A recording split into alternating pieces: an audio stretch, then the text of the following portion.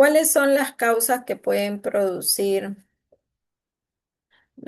ahora vamos a hablar? Un estado importante dentro de este proceso es el daño o alteración a nivel de la estructura hepática y dentro de ellas vamos a hablar del daño principal como es la cirrosis.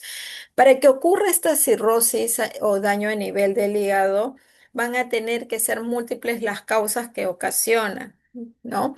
Por ejemplo, las causas víricas como los virus de la hepatitis B, C o D, que son las que más daño hacen a la estructura hepática. Autoinmunitarias también, la cirrosis biliar primaria, que es más común en la mujer, al igual que las colangitis esclerosantes y las hepatitis autoinmunitarias.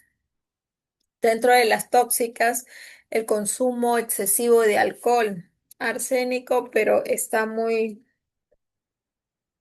poco descrito, algunas deficiencias metabólicas, sobre todo en algunas enzimas como la alfa-1 antitripsina, la galactosemia, la gluconeogénesis, la hemocromatosis, algunos problemas biliares como las atresias, que son lesiones anatómicas a nivel de la vesícula biliar, los cálculos, los tumores, las causas vasculares como la fibrosis cardíacas, genéticas, como las fibrosis quísticas o las iatrogénicas con algunos medicamentos, o tomar dosis excesivas de vitamina A, sobre todo, se ven casos reportados por el exceso o consumo. ¿Cuáles son las complicaciones que se presentan en esta enfermedad? Eh, una de las principales complicaciones y la que va a la cabeza de todas ellas es la hipertensión portal, ¿no? Produciendo ascitis, hemorragias variciales. ¿Por qué? Al haber un incremento en en la presión, es la formación de varices a nivel del tubo digestivo, procesos malignos como los carcinomas hepatocelulares, el colangiocarcinoma, algunos procesos de infecciones bacterianas por translocación bacteriana que ocurre justamente por cambios en la estructura del hígado. Trastornos cardiopulmonares, podemos tener un síndrome hepatopulmonar donde hay daño hepático y también pulmonar, hipertensión portopulmonar por aumento de las presiones. Trastornos digestivos como las hemorragias digestivas de causas variciales. Trastornos renales como el síndrome hepatorrenal donde hay un daño hepático y daño renal. Trastornos neuropsiquiátricos como depresión, encefalopatía hepática por daño hepático, trastornos hematológicos, alteración de la coagulación, porque hemos visto que afecta directamente procesos de coagulación como el 2, 3, 6, la antitrombina.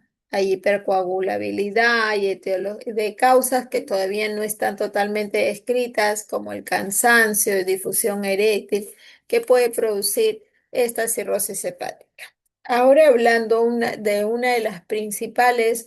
Vamos a hablar de la cirrosis hepática alcohólica. La cirrosis hepática tiene de todas maneras que tener una influencia genética, en donde vamos a valorar que se ha descrito en algunos genes, sobre todo en los genes ADH1B y ALDH2, que participan sobre todo en el metabolismo del alcohol, ¿no? El grupo etario que más está afectada y por este alcoholismo hepático ya va siendo entre pacientes que van en las edades entre los 50 70 años. Esto está descrito por una bibliografía, pero cada vez está cogiendo a pacientes más jóvenes y eso es porque se inicia el consumo de alcohol desde muy jóvenes, ¿no? Con un descontrol. Se habla mucho en la publicidad de evitar el consumo de alcohol, pero no es regulado por una entidad. Ahora, esta cirrosis hepática va a cursar con etapas agudas y crónicas, donde vamos a ver que va a haber un deterioro tanto en la anatomía del hígado como en las respuestas y las funciones que va a tener el hígado. Por ejemplo, interviene Leo en la respuesta inmunológica, ¿no?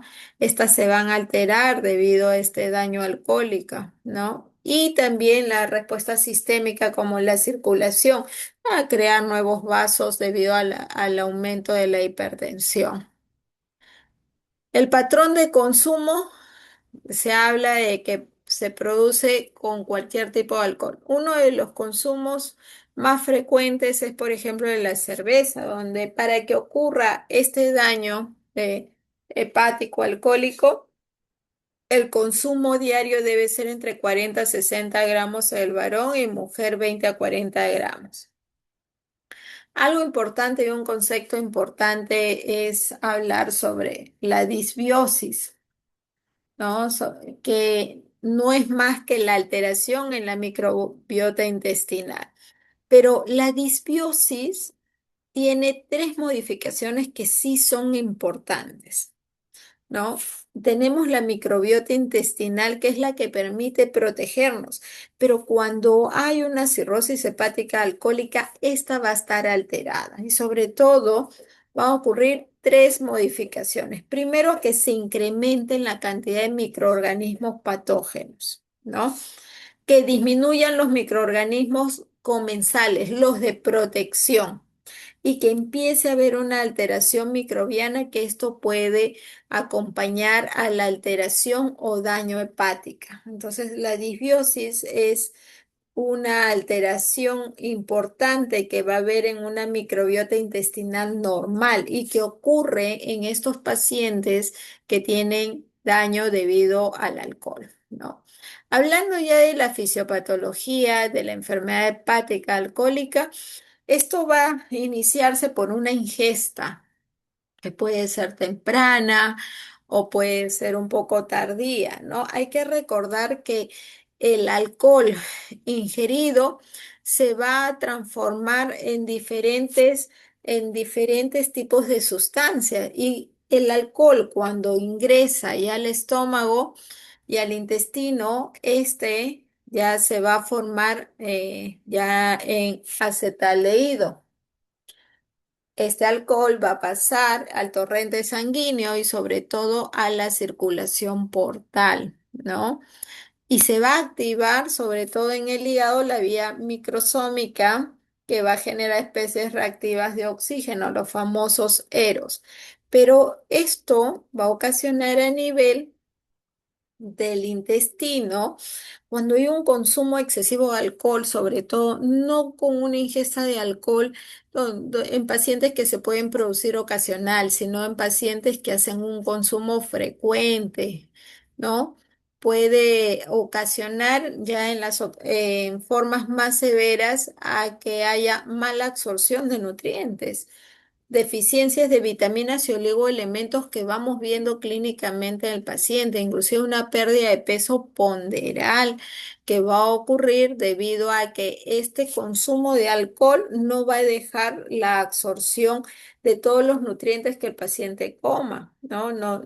Por eso es que dentro de los pacientes alcohólicos vamos a ver muchos dentro de la piel la vamos a ver más seca, más gruesa, el cabello lo vemos más quebradizo, tenemos algunas alteraciones como queilosis, glositis, y es porque esta va afectando al hígado y va afectando también la absorción a nivel del intestino, entonces no deja que se absorban los nutrientes adecuados para el ser humano.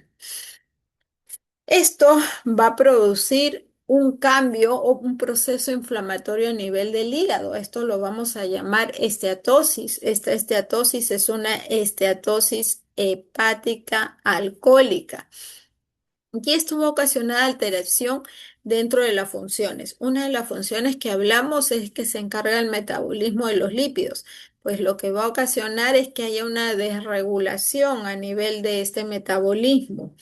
Al haber esteatosis hepática, vamos a ver que hay lípidos en gran cantidad acompañados de una reacción inflamatoria, sobre todo cuando nosotros nos vemos histológicamente, vamos a ver que hay un aumento de algunas células como los neutrófilos, que van a ocasionar que degeneren a los hepatocitos, que son uno de los principales componentes en el parénquima hepático. Van a aparecer en la esteatosis hepática alcohólica algunas, algunas células importantes que nos van a decir, ah, este paciente tiene esteatosis hepática alcohólica, como son los cuerpos de inclusión de Majoritden, ¿no?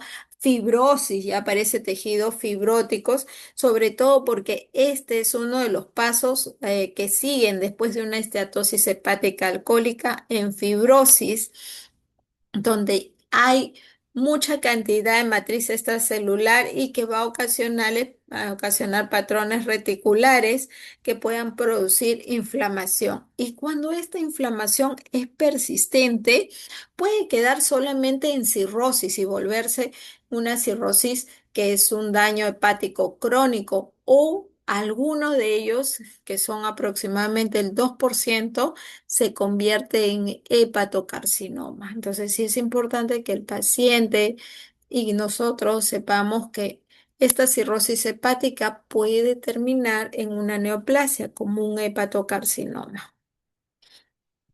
Este es un esquema, sobre todo este esquema detalla la fisiopatología de la enfermedad hepática alcohólica, donde vamos a ver, un momentito, voy a subir acá, aquí, donde va a detallar sobre todo la esteatohepatitis, ¿no? Donde vamos a iniciar aquí, en esta imagen, acá. Empezamos con una ingesta de alcohol, un consumo crónico, ¿no? En los hombres más de 70, en las mujeres entre 40 y 60. Mínimo para que hayan estos cambios es al menos 5 años de un consumo frecuente. Una vez que hay un consumo frecuente, esto va a alterar sobre todo a nivel de la microbiota. ¿Con qué? Dos cambios principales, con la disbiosis y la translocación bacteriana. Y esto se debe a que hay un consumo crónico de alcohol, ¿no? Que va a alterar la microbiota normal, la intestinal, la que nos protege sobre todo, ¿no? ¿Y qué es lo que va a hacer? De que afecta a las bacterias gram negativas. ¿Cuál es el efecto que va a producir? Que esto aumente la permeabilidad de la barrera intestinal. ¿Y qué va a permitir? La fuga de los lipopolisacáridos. ¿No? Y esto se va a dirigir sobre todo hacia la circulación portal. Ya una vez que ha ocurrido la disbiosis y translocación, el segundo paso es que se active las células Kupffer o macrófagos hepáticos. Estos macrófagos hepáticos se van sobre todo en los lipopolisacáridos hepáticos, se van a unir al receptor TLR4, que va a permitir que estos se encuentran en las superficies, como lo vemos aquí en la imagen, se encuentran en la superficie de las células de Kupffer, y estos van a activar las vías, sobre todo las vías que van a desencadenar la producción de especies reactivas, ¿no? Que producen un proceso de inflamación y liberan citoquinas. Aquí ya en el estado, aquí después de que se activan estas células Kupffer, van a producir de que empiece a formarse la esteatosis hepática y haya una lesión hepatocelular, ¿no? ¿Y esto por qué? Porque se liberan algunas sustancias como el factor de necrosis tumoral, la interleuquina 1B, que lo que va a ocasionar es que disminuya el receptor, sobre todo los receptores que son esenciales para el metabolismo lipídico sano, ¿no? Y que esto que ocasiona sobre todo a que se pueda bloquear la función protectora almacenando grasa a nivel del hepatocito. Acá se va a formar la famosa esteatosis hepática. ¿no? Y no solamente la esteatosis hepática, sino que puede condicionar a que haya una apoptosis o necrosis a nivel de los hepatocitos. Después de ello, vamos a tener que, una vez que ha ocasionado este daño celular, se pueden incrementar o puede haber mayor inflamación, sobre todo con el aumento de la interleuquina 6.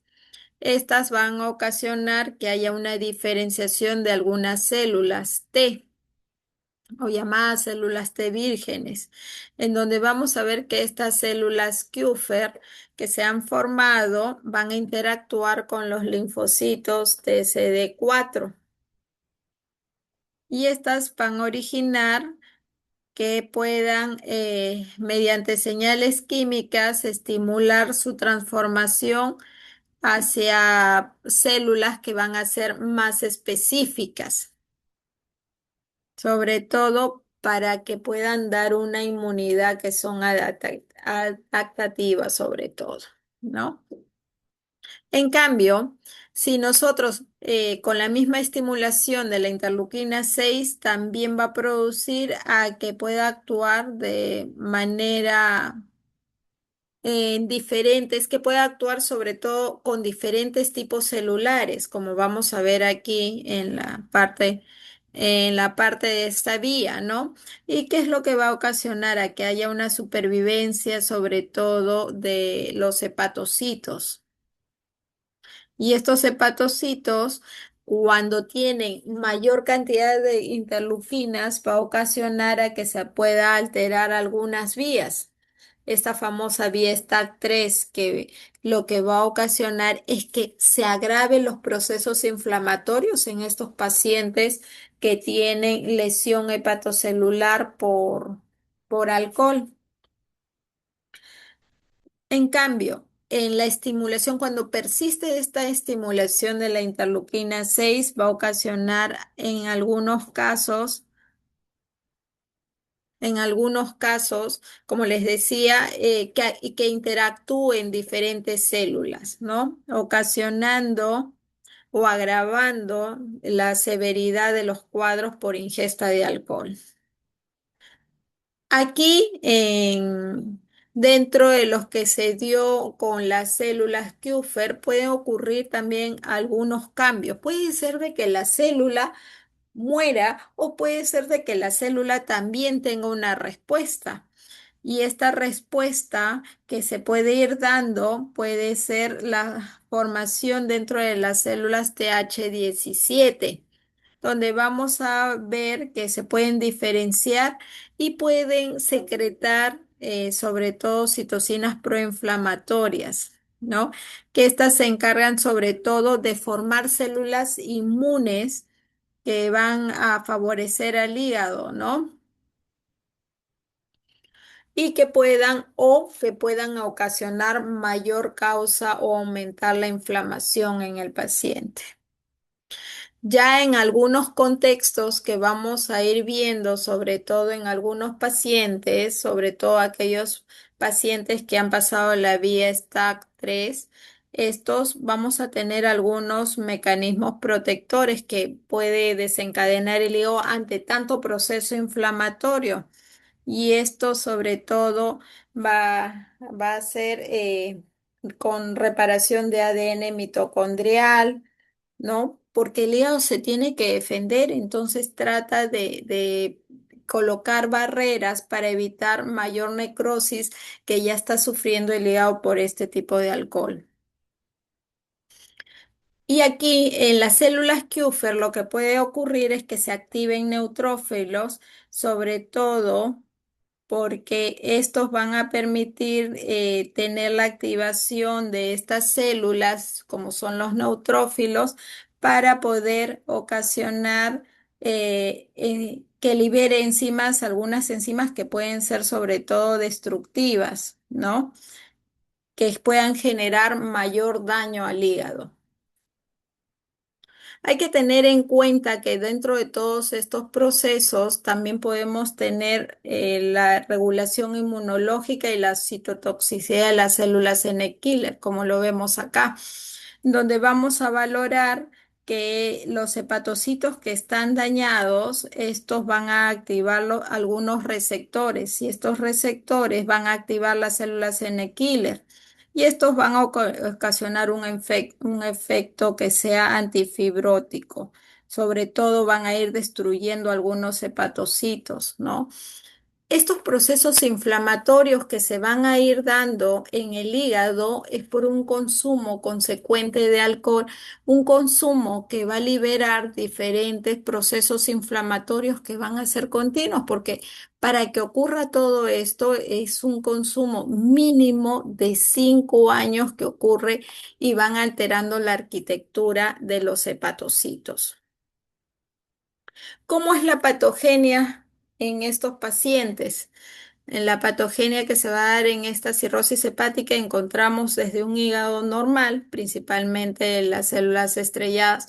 Cuando ya empieza a haber una lesión hepática, por ejemplo, con el alcohol, vamos a ir viendo que ya parte de la celularidad normal o arquitectura del hígado va a tener algunos cambios. Por ejemplo, en las células Kupffer y en los hepatocitos vamos a tener procesos inflamatorios que van a ir invadiéndolos o atacándolos. Y estos van a permitir la formación de factores de crecimiento, las quimiosinas, formación de radicales libres y lo que van a producir las células Kupffer se van a convertir en células endoteliales y los hepatocitos en células inflamatorias.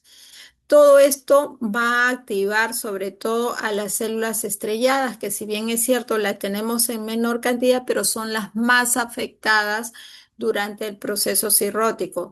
¿Qué vamos a tener consigo? El proceso de la fibrogénesis, en donde vamos a tener aumento en la síntesis de colágeno y estas van a producir células, mayor cantidad de células inflamatorias y células estrelladas activadas, que son las que van a ocasionar mayor cambio.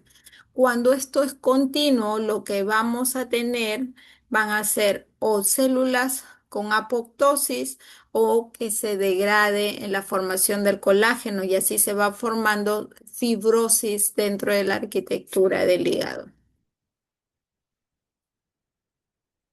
Ya viendo una de las complicaciones, sobre todo la principal complicación que vamos a ver en los pacientes cirróticos es la hipertensión portal. Pero esta hipertensión portal, primero tenemos que conocer qué cosa es la presión portal o cómo se forma. Esto es mediante el gradiente, los valores que vamos a tener es mediante el gradiente de la presión venosa hepática. Pero ¿qué es el gradiente de la presión venosa hepática? Es la diferencia de la presión entre la vena porta y la vena cava inferior, ¿no? Sabemos que estas hipertensiones se va a regular principalmente por dos cosas, por el gasto cardíaco y por la resistencia vascular sistémica. ¿Cuánto es la presión portal normal que hay a nivel de la vena porta? Es de 1 a 5 milímetros de mercurio. Ya hablamos de un estadio preclínico o una hipertensión portal inicial cuando la medida es entre 6 a 9 milímetros de mercurio y hay aumento, ya estamos hablando de aumento de presión, pero acá el paciente es asintomático. Ya hablamos de una hipertensión portal clínicamente significativa a partir de 10 milímetros de mercurio, ¿no? Ahí ya el cuerpo va formando varices esofágica y el riesgo de sangrado es cuando hay más de 12 milímetros de mercurio, donde ya pueden romperse las venas debido a un incremento de la presión, donde vamos a valorar sobre todo la hipertensión portal de acuerdo al nivel anatómico, donde existe incremento de la resistencia venosa. Pues cuando hablamos de hipertensión portal hay que ver el incremento sobre todo en la resistencia venosa y esto puede ocurrir por tres causas. Por una obstrucción prehepática, como una trombosis a nivel de la vena porta, cáncer o ganglios, algo que comprima esta vena, una obstrucción intrahepática, como es el cambio a nivel de la arquitectura del hígado, como es la cirrosis, y una obstrucción poshepática cuando hablamos de una trombosis de venas hepáticas o enfermedades veno-oclusivas, ¿no? Son tres causas que ocasionan la resistencia, pero ¿cómo es la secuencia que ocurre dentro de estos pacientes. Básicamente, vamos a hablar de que el aumento de la presión portal se va a producir por una dilatación a nivel de los canales venosos. Estos ocurren con una apertura de canales colaterales, es decir, es tanto la presión que ocurre que empieza a formarse nuevos vasos venosos y estos vasos venosos se van creando cada uno de ellos con un aumento en la presión. Y acá vamos a tener formaciones de diferentes estructuras que se van a llamar várices porque son dilataciones venosas. Estas sobre todo van a ocasionar cambios. Al formar nuevos vasos pueden ocurrir, una de las principales complicaciones es la formación de ascitis, el incremento, aumento del vaso como la esplenomegalia, alteración sobre todo a nivel neurológico como la encefalopatía hepática, derivaciones portosistémicas, es decir, creación de nuevos vasos y sobre todo vasos alrededor del esófago como las varices esofágicas. ¿Cuáles son los síntomas clínicos? Muchos. Hay que recordar las funciones del hígado, pues afecta a todas las funciones del hígado. Hay que recordar que la bilirrubina interviene dentro de esta formación que se da en el hígado, la altera, hay formación de ictericia, hay telangiectasia faciales, ¿no? Por incremento o formación de nuevos vasos, nebus en araña, que también se forma por nuevos vasos, varices esofágicas, intervienen también los factores hormonales, hay ginecomastia, en el abdomen esplenomegalia, primero puede haber hepatomegalia y luego cambia la arquitectura a una forma más fibrótica. Hay circulación colateral como la formación de la cabeza de medusa. Eritema palmar produce mayor coloración a nivel de las palmas de las manos, interviene también el sistema hormonal con una atrofia testicular, hay cambios en la coagulación, podemos encontrar equimosis púrpura, ascitis por un incremento o salida de líquido al tercer espacio, hemorroides también porque forman vasos a nivel de todo el sistema digestivo. Bueno, esto ya lo hemos hablado de la hipertensión portal. La hipertensión portal puede llevar consigo a cambios en diferentes partes, sobre todo a nivel del abdomen, ¿no? Crecimiento del vaso, ascitis, salida de líquido en el abdomen, varices esofágicas, derivaciones portosistémicas, es decir, creación de nuevos vasos alrededor del abdomen. Encefalopatía por formación de sustancias nitrogenadas que no son eliminadas, pasan la barrera hematoencefálica y producen cambios en el sensorio del paciente, ya sea confusión, sopor, no, inclusive coma. A nivel del daño hepático hay que recordar también alteraciones hormonales, hipogonadismo, ¿no? Hay disminución en el crecimiento de los genitales, también tenemos equimosis, ictericia, ¿no? Dentro de la evolución de la cirrosis hepática, yo puedo tener el contexto de dos pacientes o que esa cirrosis esté compensada o que esté descompensada. Y eso básicamente se da por algunos síntomas clínicos que van a ocurrir en el paciente, ¿no? En una descompensada yo voy a tener que si el paciente sigue consumiendo el alcohol, esto va a llevar a que haya cambio a nivel del sistema digestivo, ¿no? Se creen nuevos vasos, hay aumento en la hipertensión portal. Y vamos a ver que el paciente en la descompensada vamos a tener hemorragias por ruptura de estos vasos o las varices, ascitis, ¿no? Donde va a salir el líquido hacia el tercer espacio, encefalopatía porque no hay eliminación de sustancias nitrogenadas, sino que atraviesan la barrera hematoencefálica, ictericia, que es importante dentro de la transformación que vamos a tener a nivel del hígado o inclusive el carcinoma hepatocelular. En la etapa compensada no habría ninguno de estos síntomas y esto se va a ver sobre todo por cuatro etapas. El paciente cuando va teniendo estos cambios estructurales, primero vamos a tener una fase que es asintomática. Esa primera fase es cuando ya el paciente tiene daños estructurales a nivel del hígado, pero todavía no hay síntomas. ¿No? Acá no hay ascitis, no hay varices. En la etapa 2 ya se va viendo aumento de la hipertensión portal y hay varices, pero todavía no hay sangrado porque no hay ruptura, no hay un incremento en esas que permitan que se puedan romper las varices. En cambio, la etapa 3 y 4 ya estamos hablando de descompensación, ya hay ascitis que puede haber o no varices esofágicas y en la etapa 4 nos dice ya hay varices esofágicas y es alto el riesgo de sangrado. Esta es ya concluyendo, ya finalizando el tema, esta es una conclusión de cuál es la historia natural de la cirrosis hepática, ¿no? Empieza sobre todo con una hepatopatía crónica, ya sea por una ingesta sobre todo de alcohol donde vamos a tener cambios estructurales que al inicio el paciente no va a sentir síntomas, pero ya hay cambios a nivel de la anatomía, ¿no? Y por eso se habla de una cirrosis compensada, porque el paciente va a ir desarrollando los síntomas, pero todavía no son evidentes. Hablamos de una cirrosis descompensada cuando ya tenemos una hemorragia varicial, ascitis, encefalopatía e ictericia en el paciente, ¿no? Y acá vamos a ver en la descompensada también la recurrencia de que ya va a haber paciente de hemorragias digestivas, podemos tener síndrome hepatorrenal, donde también haya complicación del riñón. ¿No? Ascitis refractaria que le demos manejo médico y que esto no mejore, peritonitis bacteriana espontánea, el paciente y un porcentaje de ellos puede ir al carcinoma hepatocelular. Y el otro contexto es que haya tanta descompensación, que haya una alteración hemodinámica y haya muerte en el paciente.